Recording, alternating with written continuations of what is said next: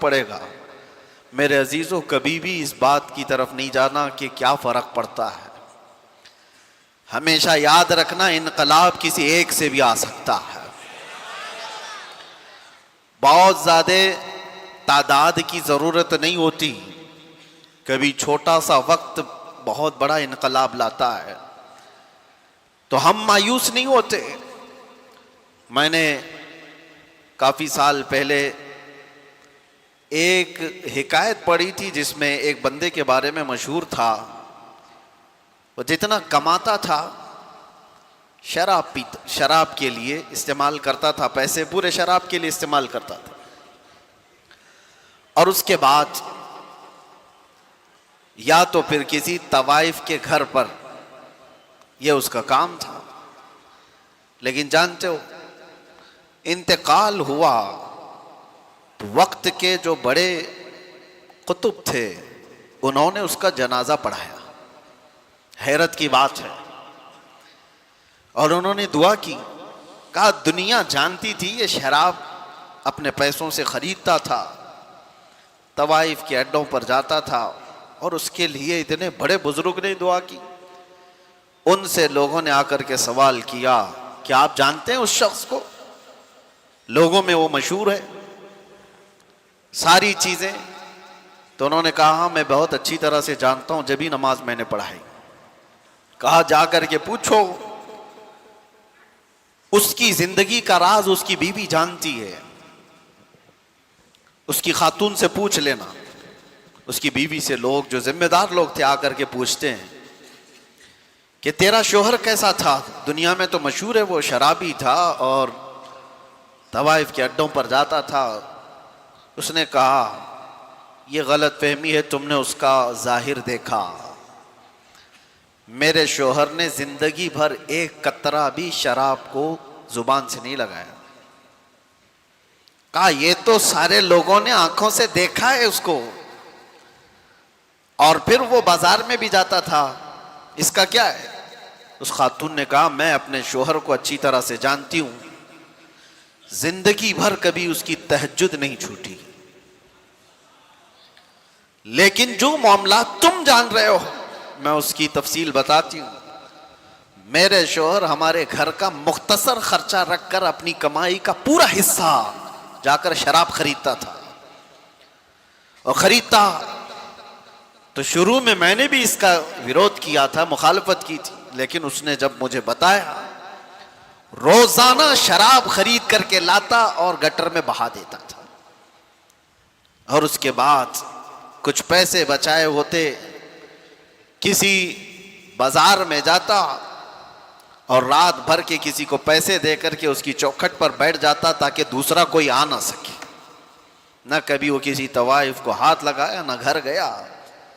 اس سے جب یہ پوچھا جاتا تو وہ کہتا میری طاقت میں جتنا ہے اتنا تو میں گناہ کم کر سکوں، دنیا سے برائیوں کو میں کم تو کر سکتا ہوں جی، میں پوری شراب نہیں بہا سکتا، جتنی میری طاقت میں ہے اتنی تو میں اس لیے بہاتا ہوں کہ شراب بننے سے تو میں روک نہیں پاؤں گا، لیکن بن گئی ہے تو پینے سے کچھ لوگوں کو روک سکتا ہوں، میں بہا دیتا، اتنی شراب تو کسی کے حلق میں نہیں جائے گی، یا کوئی اور دوسرا زنا کے اڈے پر نہیں جائے گا، جتنی رات میں نے وہاں پر پہرا دیا ہے۔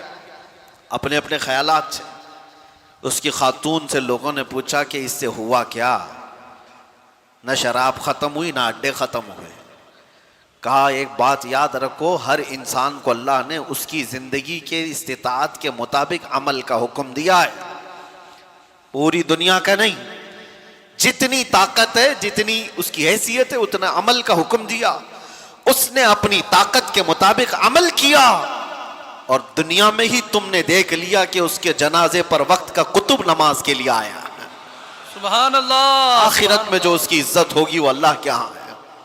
میں یہ سمجھتا ہوں میرے عزیزوں، ہوں گے ہزاروں عیاشی کے اڈے، ان میں ایک ذکر کی محفل بھی ہمارے لیے جلا بخشنے کے لیے کافی ہے۔ بے شک بے شک۔ اتنا تو ہے کہ یہ وہ حسین نوجوان ہیں جن کو آج راتیں اپنی طرف بلا رہی ہوں گی، بہت سارے پٹاخے اڑانے والے، آج کی رات عیش و عشرت میں گزارنے والے، ان کے بھی دوست و احباب ہوں گے، لیکن کرم اس رب ذوالجلال کا، تمہیں اس نے بازاروں کی زینت بننے کی بجائے اپنے گھر کا مہمان بنا رکھا ہے۔ سبحان اللہ۔ اور رات کے وقت جب کبھی کوئی اپنے گھر بلاتا ہے نا تو وہ کوئی خاص ہی ہوتا ہے۔ رات کے وقت جب کوئی اپنے گھر میں بلاتا ہے جی۔ تو خاص لوگوں کو بلایا جاتا ہے، ہر کسی کو رات کے وقت کون بلاتا ہے؟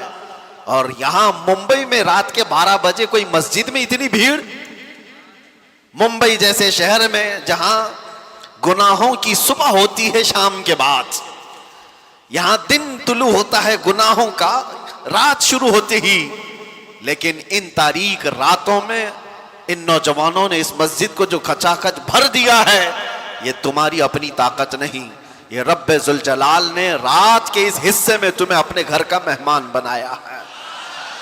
اور سنو حدیث پاک، میرے آقا صلی اللہ علیہ وسلم فرماتے ہیں جب رب تبارک و تعالیٰ کسی کے ساتھ بھلائی کا ارادہ فرماتا ہے تو اسے اپنے مسجد کا راستہ دکھا دیتا ہے۔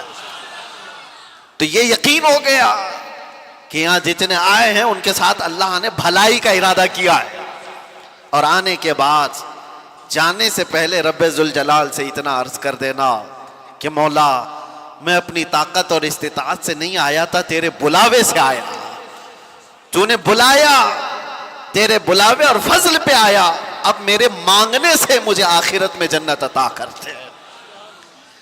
مانگنے پر اللہ تبارک و تعالی راضی ہوتا ہے۔ عزیزان گرامی، ہزاروں محفلیں جس طرح کی بھی ہو رہی ہوں باہر، عیش و عشرت کی کون کون سی پارٹیاں ہو رہی ہوں گی، لیکن ہر وہ پارٹی جو گناہوں کی سیج پر سجائی جاتی ہے دھبے چھوڑ کر کے جاتی ہے، زخم چھوڑ کر جاتی ہے۔ زندگی کے ان لمحات کو جس نے برباد کیا ہے، میں آج اسی پر گفتگو کرنا چاہوں گا۔ میں نے آیت بھی آپ کے سامنے سورہ حشر کی یہ تلاوت کی، اللہ تعالیٰ فرماتا ہے یا ایھا الذین آمنوا اتقوا اللہ ولتنظر نفس ما قدمت لغد، اے ایمان والو اللہ سے ڈرو اور دیکھو کہ قیامت کے لیے تم نے کیا بھیجا ہے، تم کیا انویسٹ کیے اس دنیا میں۔ آج تمہارے پاس وقت ہے، تم آگے کے لیے اپنے وقت میں کیا کام کر چکے ہو، یہ قرآن تمہیں جھنجھوڑ کر کہہ رہا ہے۔ اے نوجوانوں، میں آپ کو بتاؤں، اللہ کے رسول صلی اللہ تعالیٰ علیہ وسلم فرماتے ہیں کہ 2 نعمتیں ایسی ہیں جس میں اکثر لوگ خسارے میں رہتے ہیں۔ اکثر لوگ 2 نعمتوں میں یہ خسارے میں ہوتے ہیں، یا اس سے جاہل ہوتے ہیں، یا اس سے غفلت برتتے ہیں۔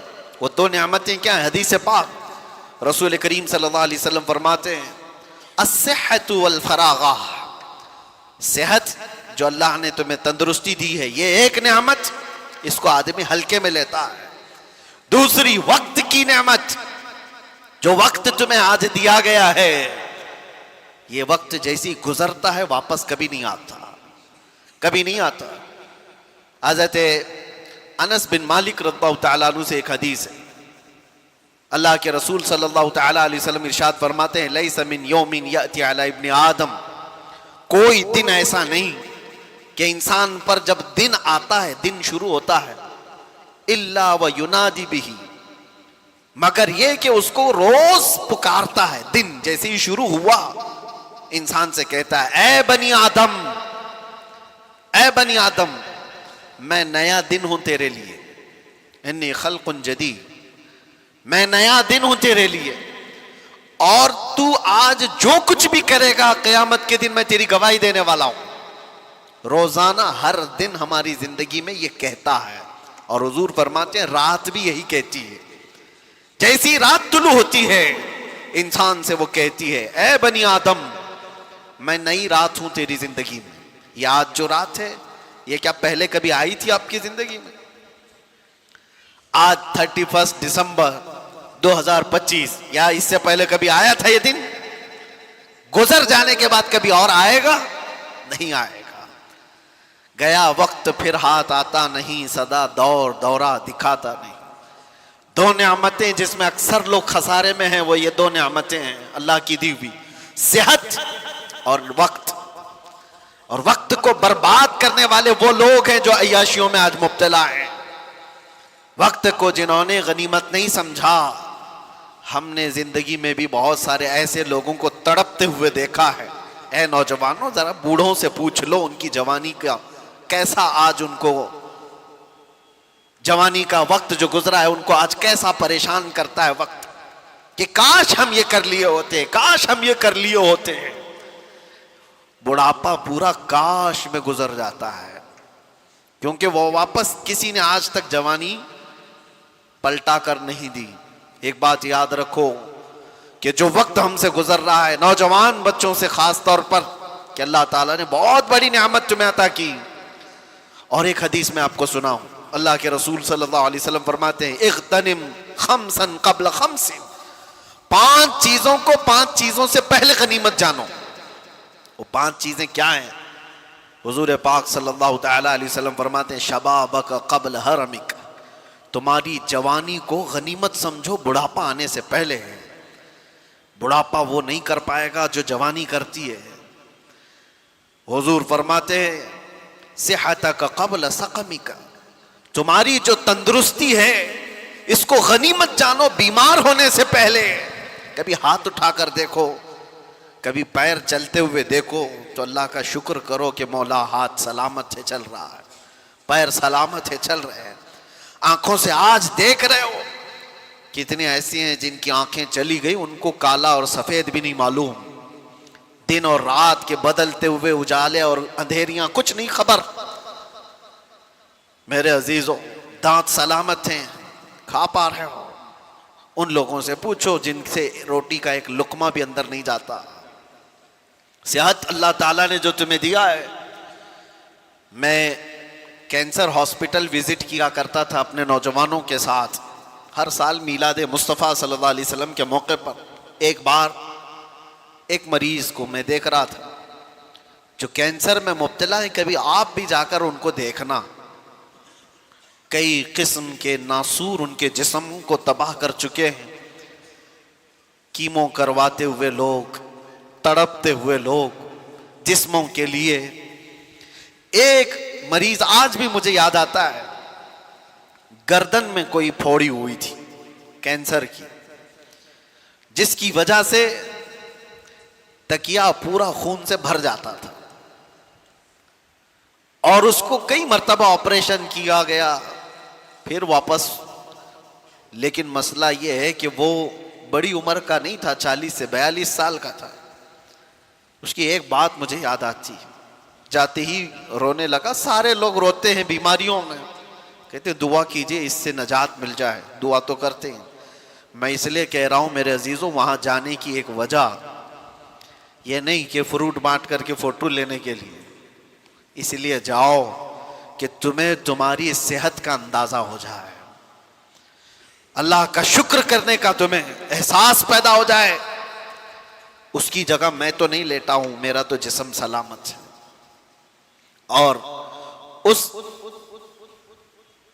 آدمی نے مجھ سے کہا تھا کہ حضرت مجھے صرف اس بات کا دکھ ہوتا ہے کہ میں سر اٹھا نہیں پاتا. جیسے ہی سر اٹھائیں گے یہ پھوڑی پھر سے خون رسنا شروع کر دیتی ہے. کینسر کی پھوڑی ہے, ہلا بھی نہیں پاتا.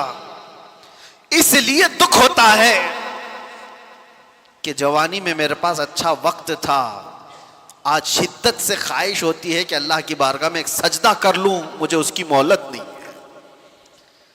میں سجدہ کرنے جیسا بھی نہیں رہ گیا. ہم نے کہا اشارے سے تم اپنی نماز پڑھ لو, اللہ کے ہاں قبول ہے. لیکن وہ کہتا ہے شدت سے خواہش یہ ہے کہ پیشانی اس کی رب کے حضور ٹیک تو دوں ایک بار, میری اتنی بھی استطاعت نہیں. وہ بات مجھے آج تک لگی ہوئی ہے. میرے عزیزوں, صحت تمہاری اتنی بڑی نعمت ہے کہ جب یہ تم سے ختم کر لی جائے تو سوائے کاش اور پچھتاوے کہ کچھ نہیں رہتا. ہمارے پاس کوئی چیز نہیں رہتی. نوجوانوں نے اس کو ہلکے میں لیا ہے, صحت کو برباد کرتے ہیں. اور نبی کریم صلی اللہ تعالی علیہ وسلم نے تیسری چیز کیا فرمائی؟ آپ صلی اللہ تعالی علیہ وسلم فرماتے ہیں غناک قبل فقرک, آج اللہ نے تمہیں تونگری دی ہے، مال و دولت عطا کیا ہے، تو محتاجی آنے سے پہلے اس مال کی غنیمت کو سمجھو، اس پہ عیاشی مت کرو، اس کو برباد مت کرو۔ ایسے محتاج ہو جاؤ یہ کہ پھر ہم نے ایسے لوگوں کو بھی دیکھا ہے جن کے پاس تھیلے بھر بھر کر پیسے رکھنے کی داستانیں سنائی جاتی تھی، لیکن آج ان کی حالت یہ ہے کہ پڑوسیوں سے روٹی مانگ کر کھانا پڑتا ہے۔ یہ میں مبالغہ نہیں کر رہا ہوں، دیکھی ہوئی باتیں ہیں۔ کب تمہارا یہ تونگری، تمہارا یہ مال ضائع ہو جائے تمہیں اندازہ بھی نہیں، سال بھر میں کروڑ پتی روڑ پتی بن جاتے ہیں۔ تمہارے پاس اللہ تعالیٰ نے غنا عطا کیا ہے تو یہ عیاشی کے لیے نہیں، بربادی کے لیے نہیں ہے، فضول خرچی کے لیے نہیں ہے۔ اور میں آج ہی، جیسے کہ آج عرس نوری بھی ہے حضور سیدنا ابو الحسین احمد شاہ نوری رحمۃ اللہ تعالی علیہ، حضور احسن العلماء رحمۃ اللہ تعالی علیہ کا ایک قول جو ان کے صاحبزادوں سے نقل ہے، فرماتے کہ آپ فرماتے تھے جو بندہ مال آنے کے بعد نہیں ڈگمگایا وہ اللہ کا محبوب ہے۔ اور ایسا بہت کم ہوتا ہے، ایسا بہت کم ہوتا ہے۔ تلوار سے جو ڈرایا جاتا ہے، مثال کے طور پر میں آج یہ بات بہت سارے لوگوں سے کہتا ہوں، آزمائش دو طرح کی ہوتی ہے، ہمیں ڈرا کر کے کوئی یہ کہے دین چھوڑ دے، ہم تو نہیں ڈرنے والے، کیا کر لے گا، تلوار گردن پہ رکھتا ہے، پھانسی پر لٹکاتا ہے، سب کے لیے تیار ہے، یہ پراؤڈ فیل ہوتا ہے۔ آپ بھی اس چیز کا احساس رکھتے ہوں گے، میں ہر تکلیف کو گوارا کر لوں گا۔ اور ہم نے ایسے بچوں کو دیکھا بھی ہے، قید کی حالت میں بھی دیکھا ہے، جنہوں نے بہت سختیاں برداشت کی لیکن ٹس سے مس نہیں ہوئے۔ اس زمانے کی بات، ایک آزمائش یہ ہے کہ ظالم تمہیں تلوار دکھا کر، چاقو دکھا کر، پھانسی کا پھندا دکھا کر کے ڈرائے، اور تم یہ کہو کہ نہیں کر سکتا، میں اپنے نبی پاک سے تھوڑی دیر کے لیے بھی غداری یا بے وفائی نہیں کر سکتا۔ ہو سکتا ہے آپ سب کا ایمان ایسا ہو، لیکن دوسرا ایک امتحان ہے، وہ اس سے ڈینجر ہے۔ دنیا تلوار دکھا کر کے جو امتحان لیتی ہے وہ چھوٹا امتحان ہے، مال اور حسن دکھا کر کے جب امتحان لیا جاتا ہے تو اچھے اچھے تقوی والے بھی بھسم ہو جاتے ہیں، وہ کب نکل گئے پتہ ہی نہیں چلتا۔ مال کی لالچ انسان کا ضمیر خرید لیتی ہے، مال کی لالچ انسان کا ایمان خرید لیتی ہے۔ اس لیے میرے عزیزو، یہ ہلکی بات نہیں ہے۔ تمہیں اللہ تبارک و تعالیٰ نے غنا دیا ہے، مال دیا ہے، تو بربادی کے لیے نہیں، اس کی قدر کرو، ایک ایک چیز۔ اور ایک حدیث ہے، اللہ کے نبی صلی اللہ تعالیٰ علیہ وسلم فرماتے ہیں 4 چیزیں ایسی ہیں جب تک انسان قیامت کے دن ان 4 کا جواب نہیں دے گا اسے قدم بھی ہٹانے کی اجازت نہیں ہوگی۔ لا تزول قدما عبده حتی یسأل عن 4، فرمایا کہ 4 چیزیں ایسی ہیں کہ قدم بھی نہیں ہٹائے گا قیامت کے دن جب تک ان چیزوں کا جواب نہیں دے گا۔ وہ 4 چیزوں میں سب سے پہلا سوال اللہ تعالیٰ فرمائے گا کہ میں نے تجھے جوانی دی تھی، کہاں خرچہ کیا؟ تمہیں وقت کا حساب دینا ہوگا، تمہیں بتانا ہوگا۔ اور فرماتے ہیں تفسیر میں مفسرین کہ صرف ایک سوال کے جواب میں کئی لوگوں کے 400 سال لگ جائیں گے، 500 سال لگ جائیں گے۔ جوانی کا پائی پائی کا حساب پوچھا جائے گا۔ آپ کیا سمجھتے ہو؟ بہت سارے نوجوان یہ سمجھتے ہیں کہ ہمیں جو وقت ملا ہے یہ ہمارا گولڈن ایرا ہے، اس میں عیاشی کے لیے ہر طرح کے سامان ہمارے پاس ہیں، مولانا جب عبادت کرنے کا وقت آئے گا کر لیں گے۔ بہت سارے لوگ تو یہ سمجھتے ہیں جب وقت آئے گا تو توبہ بھی کر لیں گے، اللہ کی بارگاہ میں بھی آ جائیں گے۔ یاد رکھو بڑھاپا سب کو نہیں دیا گیا ہے۔ کتنے جنازے جوانی میں چلے گئے، کتنے تو قبروں میں جوانی کا شباب دیکھنے سے پہلے سو گئے۔ یہ سب سے پہلا سوال قیامت کے دن تمہیں جواب دینا ہے، ہمیں بھی دینا ہے۔ جوانی کہاں پر بتائی تم نے؟ کیا تم یہ جواب دو گے قیامت کے دن کہ رات بھر فیس بک پر چیٹنگ کرتے ہوئے گزارتا تھا، پب جی کھیلتے ہوئے گزارتے تھے، انٹرنیٹ کی وادیوں میں بھٹکتے ہوئے گزارتے تھے؟ بلکہ اب کے دور میں تو سوال اور بھی سخت ہو گیا ہم سب کے لیے۔ تم دین بھی سیکھ سکتے تھے اسی موبائل سے، تم بہت کچھ علم حاصل کر سکتے تھے اسی ذریعے سے، اور تم نے اس ساری چیزوں کو صرف اپنے تفریح کے لیے، اپنی طبیعت کی خوشی کے لیے استعمال کیا، اس کے علاوہ کچھ نہیں۔ مجھے بتاؤ گھنٹوں ریل دیکھنے سے تمہارے کیا چیز میں اضافہ ہوا؟ صرف انٹرٹینمنٹ۔ اور زندگی اگر انٹرٹینمنٹ کے لیے کسی نے سمجھا ہے تو سب سے زیادہ خسارے میں ہے۔ اور اسی کو قرآن پاک ارشاد فرماتا ہے وَالْعَصْرِ إِنَّ الْإِنسَانَ لَفِي خُسْرٍ، زمانے کی قسم انسان بڑے خسارے میں ہے۔ اس آیت کی تشریح بہت ہو چکی ہے، مفسرین نے اتنی تفسیر کی ہے کہ زمانے کی قسم اللہ تعالیٰ فرماتا ہے کہ انسان خسارے میں، وہ انسان خسارے میں ہے جس نے زمانے کو نہیں پہچانا، یہ وقت کی قدر نہیں کیا۔ ایک بات میں آپ کو بتاؤں، بہت بڑے محدث جلیل ہیں علامہ ابن جوزی رحمۃ اللہ تعالی، فرماتے میں اپنی ان 2 انگلیوں سے 2000 جلدوں کی کتابیں لکھ چکا۔ کتنی؟ 2000 جلدیں کتابیں لکھ چکا۔ 1,00,000 لوگ ان کے ہاتھ پر اسلام قبول کر چکے، اور کئی لاکھ لوگ ان کی باتوں پر توبہ کر چکے۔ وہ ابن جوزی کے بارے میں ان کے نواسے ہیں امام ذہبی، وہ فرماتے ہیں کہ ابن جوزی کا حال یہ تھا کہ میں نے ان کو پوری زندگی میں جمعہ اور جماعت کے علاوہ باہر نکلتے نہیں دیکھا۔ یہاں تک کہ حضرت ابو داؤد طائی ایک بڑے صوفی بزرگ ہیں، فرماتے ہیں وہ چورا کھاتے تھے۔ چورا سمجھتے ہیں؟ یعنی کسی چیز کو پورا چور کر کے سالن میں بھگو دیا جائے، اکثر وہ کھاتے تھے۔ تو ان سے پوچھا گیا آپ ہر دن یہ چورا کیوں کھاتے ہیں؟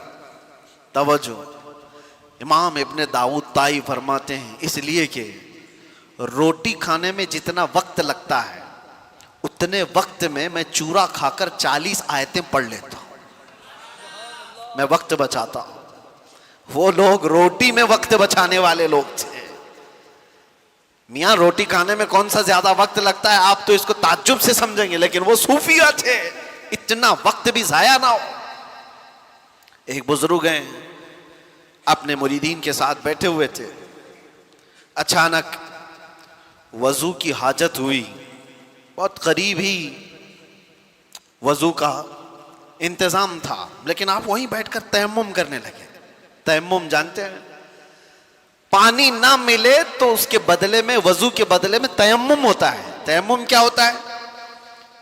دونوں ہاتھوں کو زمین پر مارا، چہرے پر مسح کیا، پھر دونوں ہاتھوں کو زمین پر مارا اور ہاتھوں کو مسح کیا۔ یہ وضو کے قائم مقام ہو گیا، وضو کے برابر ہو گیا۔ تیمم کہاں کیا جاتا ہے؟ جب پانی نہیں ملتا۔ اس کی بہت ساری شرطیں ہیں کہ پانی پر وہ قدرت نہیں رکھتا، تو ایسے موقع پر اس کو تیمم کرنے کی اجازت ہے، لیکن پانی ہے تو تیمم نہیں ہوگا، اور اگر پانی مل گیا تو تیمم ٹوٹ بھی گیا۔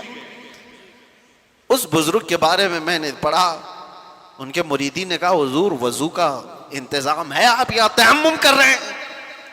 آپ فرماتے یہاں سے اٹھ کر وہاں جانے تک اگر میری موت ہو گئی تو بے وضو میں دنیا سے نہیں جانا چاہتا۔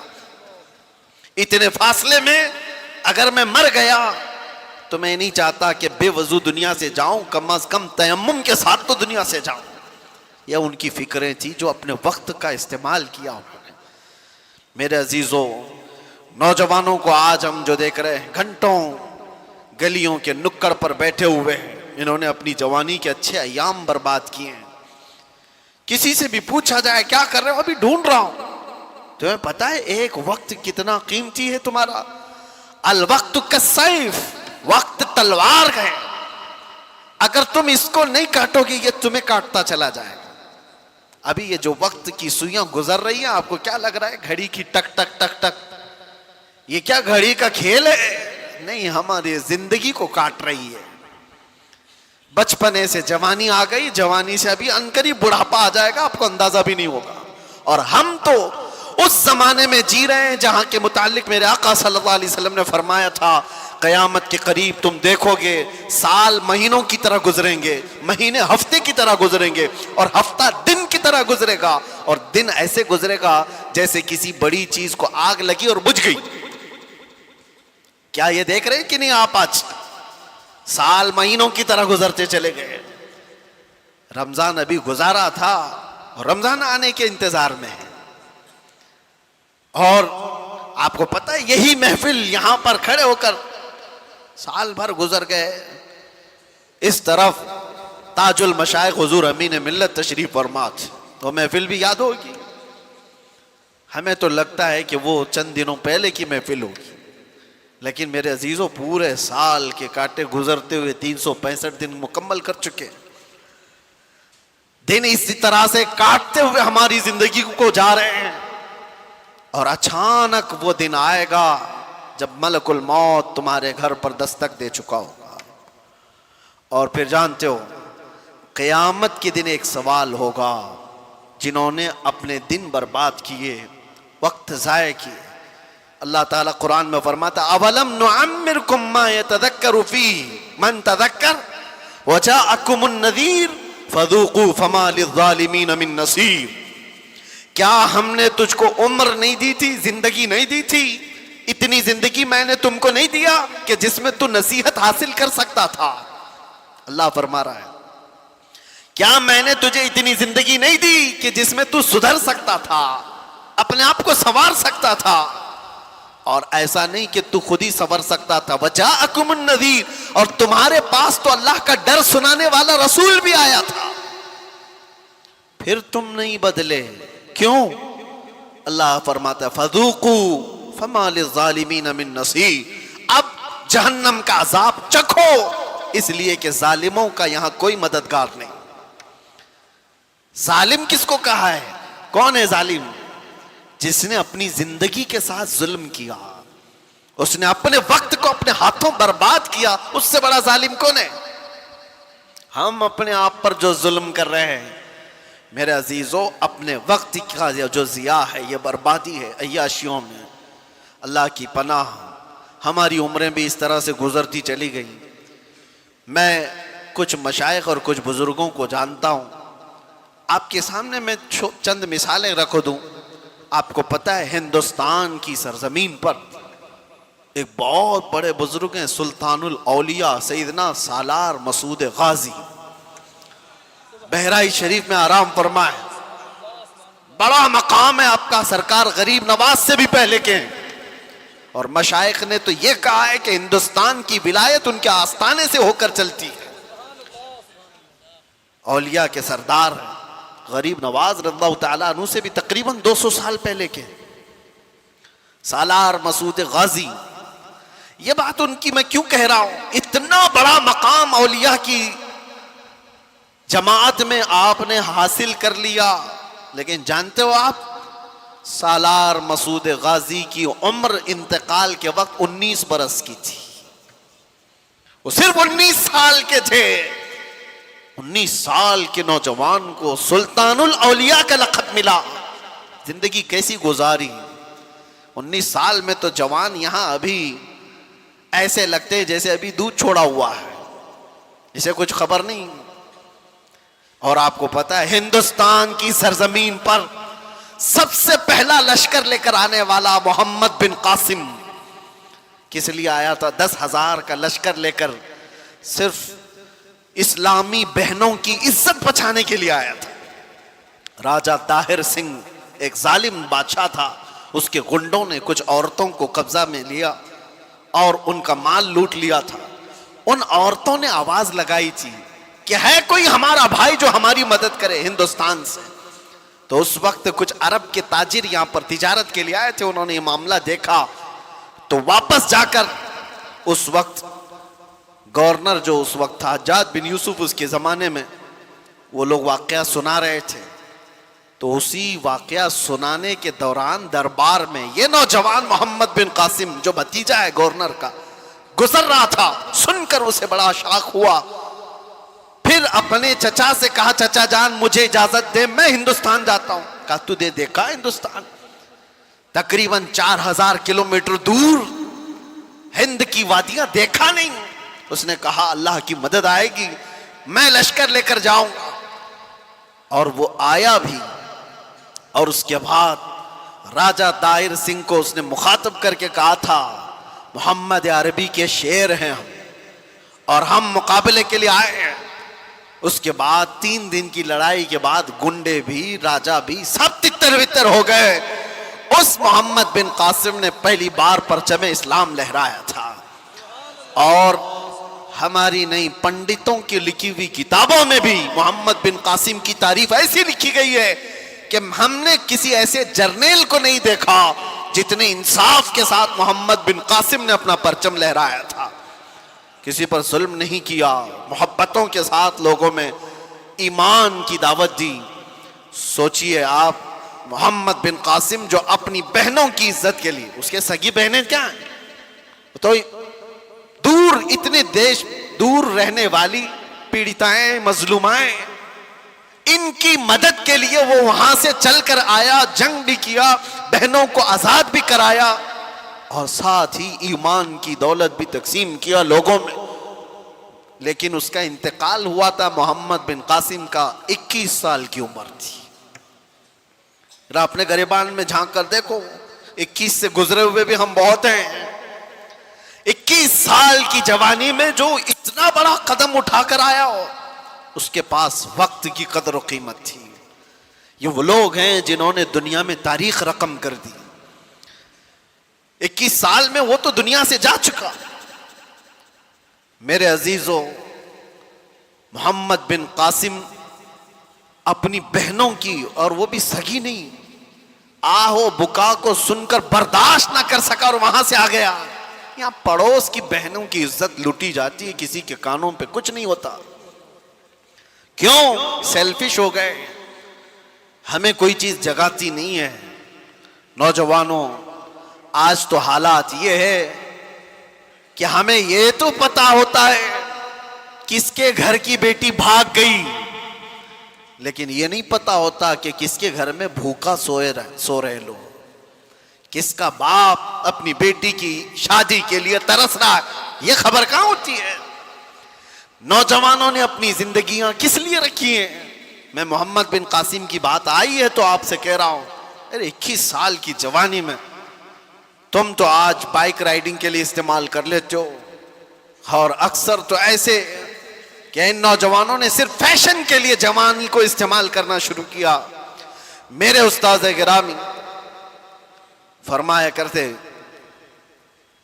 کہ حضور سرکار مفتی اعظم ہند رضی اللہ تعالیٰ عنہ، آپ کی عمر 90 سال کے اوپر ہو چکی تھی. حضور میرے استاد علامہ بہاؤ المصطفیٰ صاحب ادام اللہ اقبالہ فرماتے، سرکار مفتی اعظم ہند رحمۃ اللہ تعالیٰ علیہ کے پاس ہم بیٹھتے 90 سال کی عمر میں. وہ کہتے تھے کہ مجھے پتہ ہی نہیں چلا میری جوانی کب آئی اور کب گئی. یہ بات وہ بندہ کہہ سکتا ہے جس نے جوانی کے مزے نہیں چکھے ہوں. یہ وہ کہہ سکتا ہے جس نے جوانی کے انگاروں سے لطف نہ اٹھایا ہو. وہ فرماتے مجھے خبر ہی نہیں کہ کب جوانی آئی اور کب چلی گئی. بڑھاپے میں لوگ سدھر جاتے، مسجدوں کی طرف آ جاتے، یہ الگ مسئلہ ہے، لیکن جوانی کے وقت کوئی یہ کہے مجھے خبر ہی نہیں ہوئی جوانی کی، وہ بہت عظیم لوگ ہیں. میرے عزیزو، نوجوانی جو اللہ کے نبی صلی اللہ علیہ وسلم نے تمہیں فرمایا غنیمت جانو بڑھاپا آنے سے پہلے، صحت کو غنیمت جانو تمہاری بیماری سے پہلے، اپنی تمنگری کو، اپنی مالداری کو غنیمت جانو بھکاری ہونے سے پہلے، محتاجی آنے سے پہلے، فقر آنے سے پہلے. اور حضور پاک صلی اللہ تعالیٰ علیہ وسلم نے یہ بھی فرمایا وقت کو غنیمت جانو قبل فراغ کا، یعنی تمہارے پاس آج جو وقت، آج الفراغت قبل مشغولیت، یعنی تمہارے مشغول ہونے سے پہلے کسی چیز میں تم کو ایسا بزی کر دیا جائے گا کہ تمہیں خبر بھی نہیں ہوگی. آج خالی وقت ہے تو اس میں کچھ کر جاؤ. ذکر و اذکار کی یہ جو محفلیں ہیں یہ انویسٹمنٹ ہے تمہارا.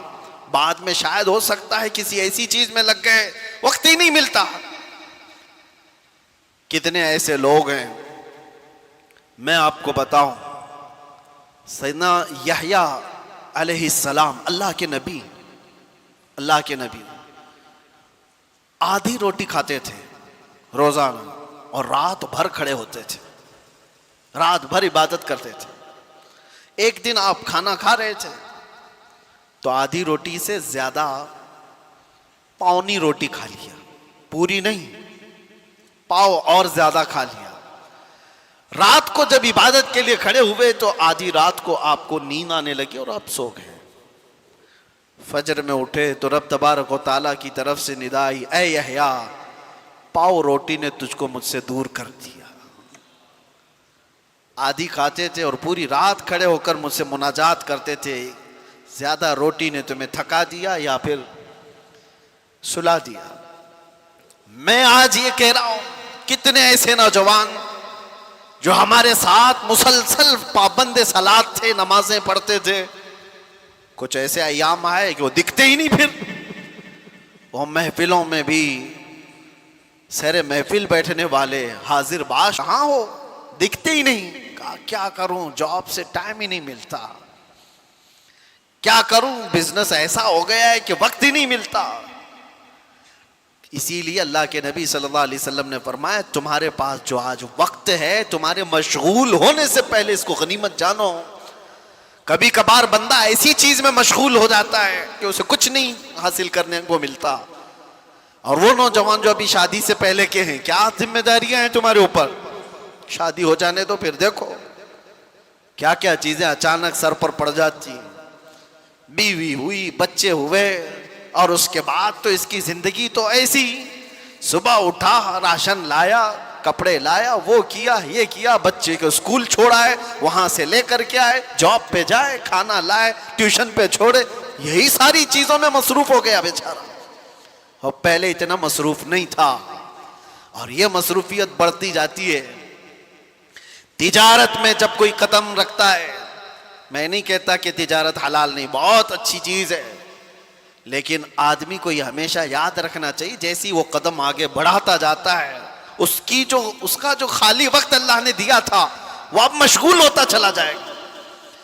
اور مشغول اگر اچھے کاموں میں ہو جائے تو کیا کہنے ہیں, لیکن دنیا نے اگر اس کو مشغول کر لیا تو جو اس کے پاس تھوڑا بہت وقت ملتا تھا وہ بھی ختم ہو جائے گا. اسی لیے میرے عزیزو, جس کے پاس وقت ہے, نوجوانوں, یہ نیکیوں میں انویسٹ کر لو. جس کے پاس کچھ پیسے رکھے ہوتے ہیں نا, ان کو لوگ مشورہ یہی دیتے ہیں کیا کرے گا پیسے رکھ کر کے گھر میں, کسی چیز میں لگا دے, انویسٹ کر. گھر میں یہ تجوری میں سجا کر کے نوٹوں کی گڈیاں رکھے گا تو کیا حاصل کیا ہوگا, پیسے بڑھیں گے تو نہیں. انویسٹ کر تو بڑھ تو جائیں گے. میں آج آپ سے کہتا ہوں وقت تمہارے پاس ہے, ذکر اللہ میں انویسٹ کرو, محبت مصطفیٰ میں لگا دو, اور دیکھنا بڑھ کے کیا 70 گنا بڑھ کر کے تمہیں ملنے والا ہے. بڑھ کر کے ایسا ملے گا میرے عزیزو, دنیا میں چھاپ چھوڑ کر کے جاؤ گے. آخری چیز میرے آقا صلی اللہ علیہ وسلم نے جو فرمایا, 5 چیزیں فرمائی, اغتنم خمسا قبل خمس, 5 چیزوں کو غنیمت جانو, 5 چیزوں کے آنے سے پہلے. اس میں 5ویں ہے, حضور فرماتے ہیں اپنی جو زندگی ہے جیسی تیسی جو بھی ہے, اغتنم حیاتک قبل موتک, مرنے سے پہلے یہ زندگی کو ہی غنیمت جان لو. مر جانے کے بعد پھر یہ چیز واپس نہیں آتی. آج ہم زندہ ہیں, ایک دوسرے کو دیکھ رہے ہیں, سن رہے ہیں, تمہارے ہاتھ اٹھ سکتے ہیں, پیر چل سکتے ہیں, تمہاری زبان چل سکتی ہے ذکر الہی میں. جس دن روح قبض کر لی گئی اور اچانک اس دنیا سے دوسری دنیا کی طرف رخصت ہوئے, نہ کوئی عمل نہ کوئی بات چیت, کچھ بھی نہیں. میں آپ کو بتاؤں, ابھی ہفتہ نہیں گزرا ہوگا, ہمارے پاس ہمارے محب گرامی بڑے پرانے ہمارے تعلقات میں تھے, حضرت حافظ قاری خورشید صاحب, اللہ ان کی مغفرت فرمائے. नाग देवी मस्जिद के नाग देवी स्ट्रीट मस्जिद के इमाम थे 20 सालों से। हज़रत अल्लामा मुफ्ती ज़ुबैर साहब क़िबला के पुराने जानकारों में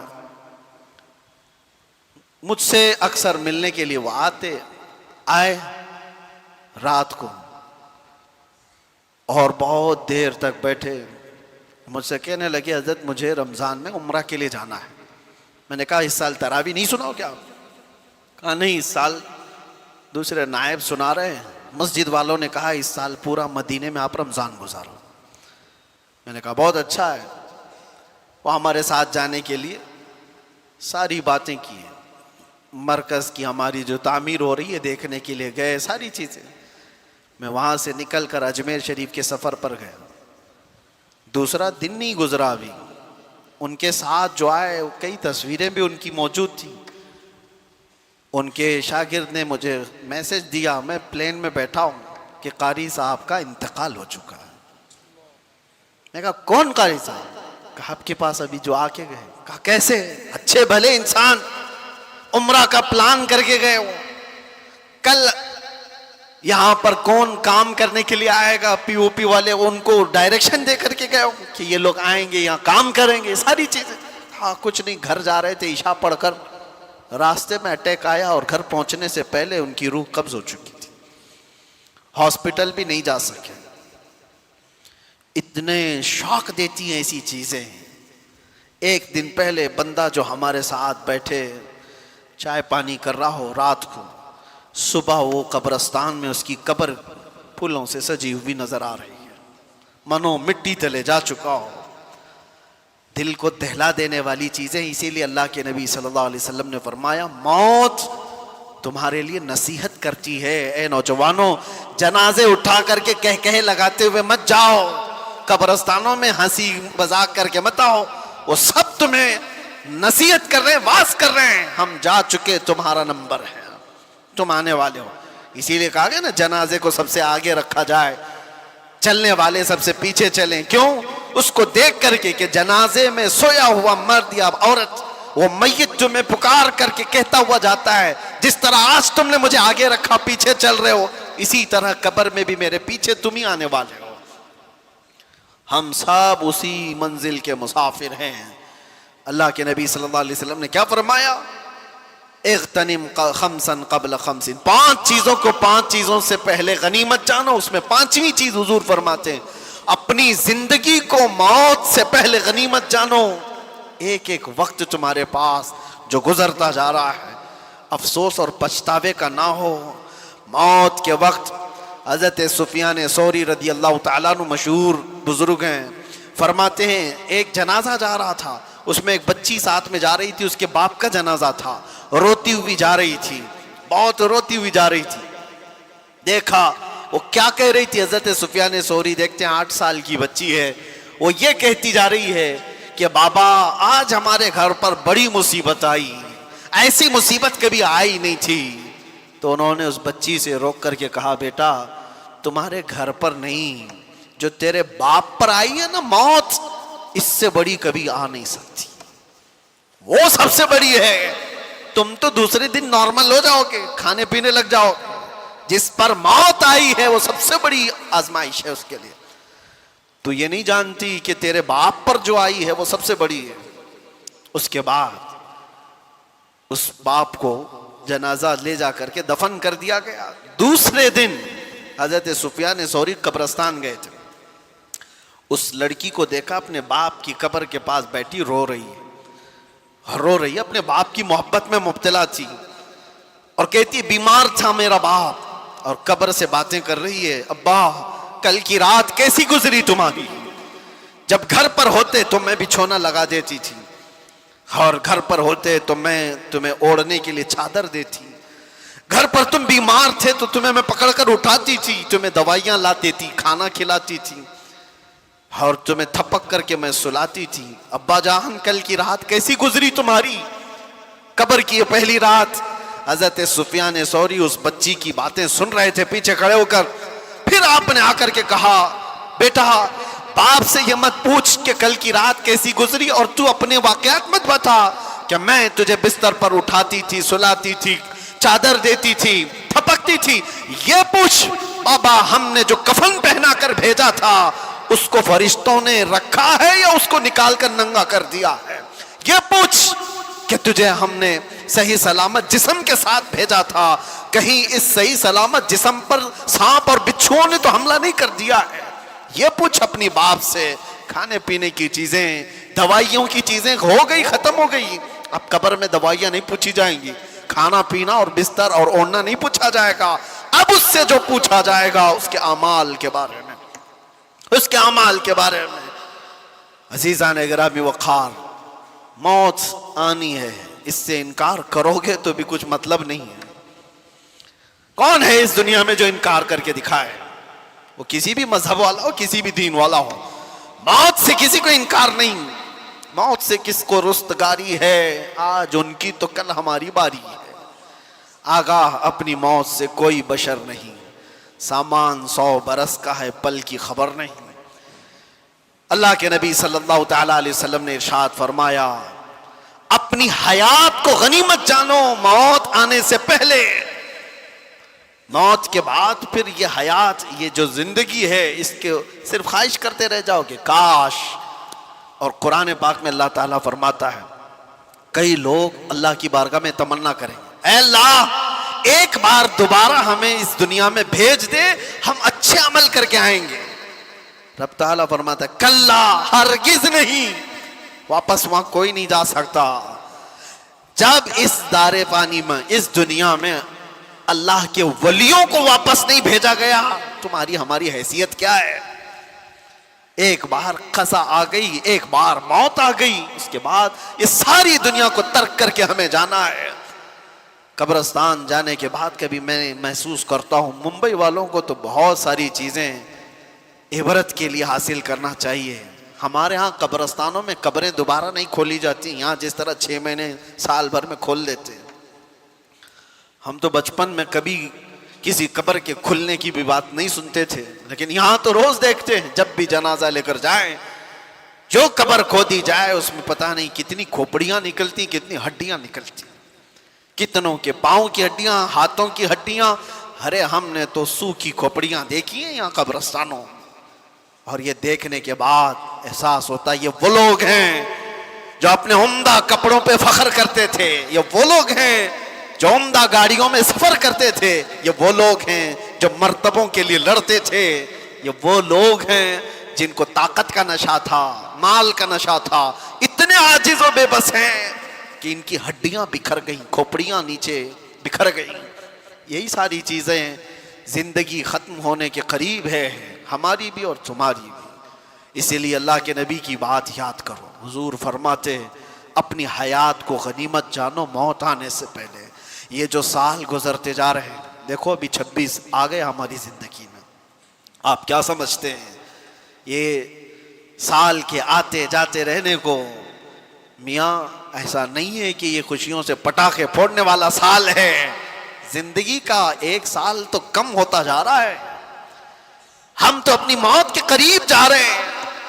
اگر مثال کے طور پر تمہاری زندگی کی عمر ابھی 35 سال ہو گئی اور تمہاری حیات لکھی گئی ہے 50 سال، 35 سال کے بعد اب 36واں سال شروع ہوا، تو مجھے بتاؤ 15 سال بچے تھے اور بہت 14 ہو گئے، ایک سال اور آ گئے 13 ہو گئے، ایک سال اور آیا 12 ہو گئے.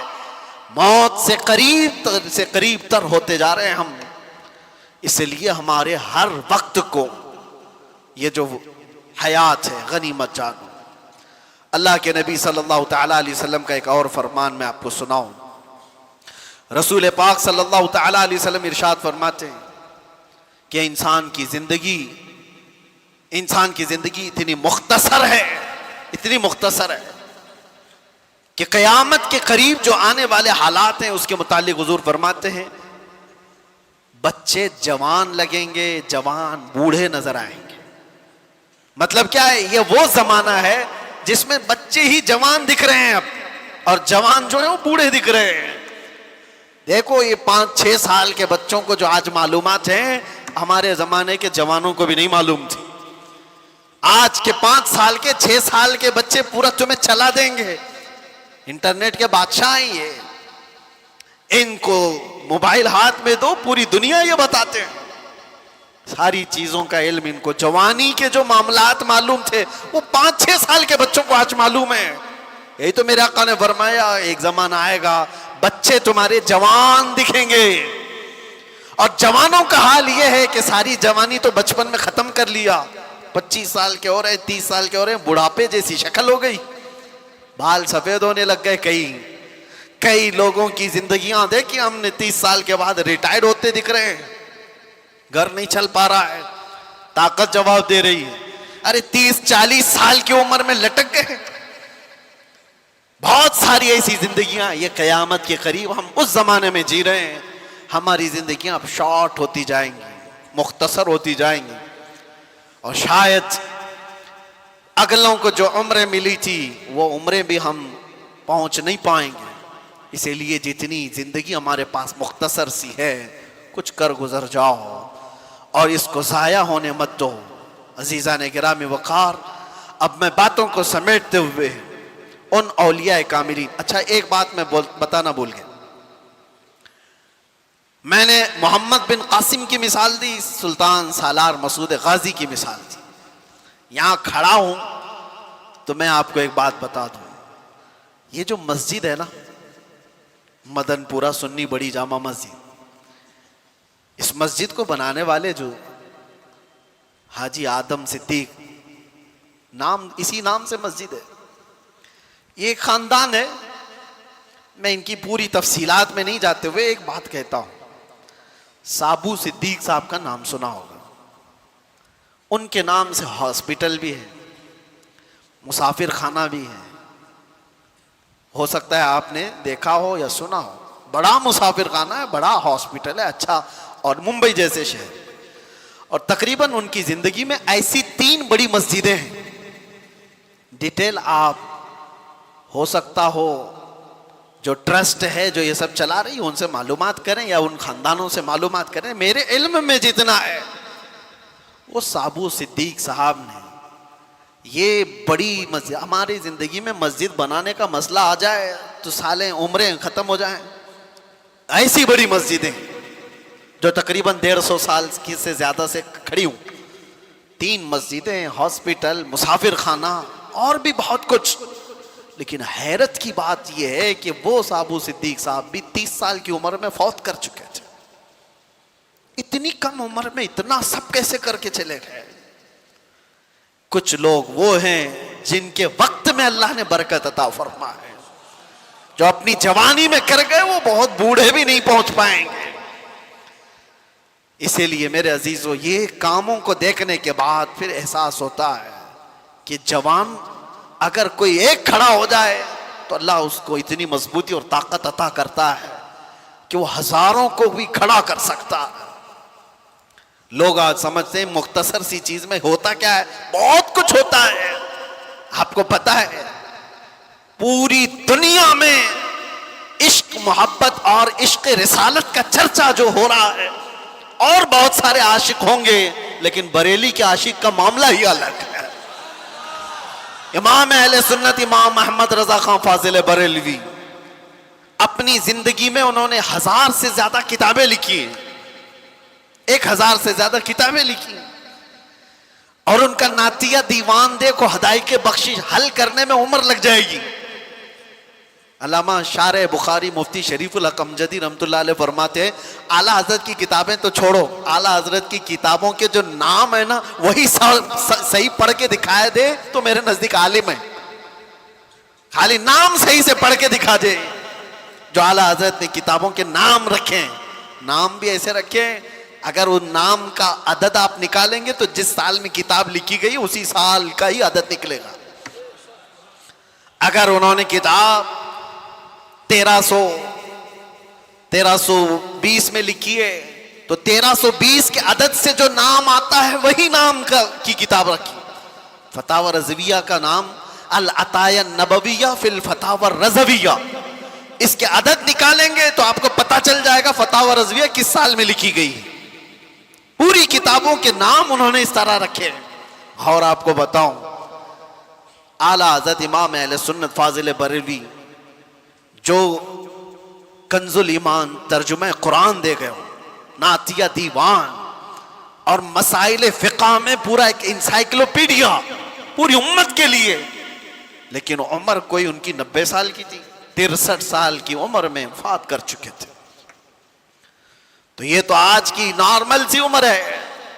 اس کی وجہ یہ ہے کہ ایک وقت کا حصہ بھی انہوں نے ضائع نہیں کیا. اعلیٰ حضرت جانتے ہو مفتی کب بنے تھے؟ پہلا فتویٰ انہوں نے 14 سال کی عمر میں دیا.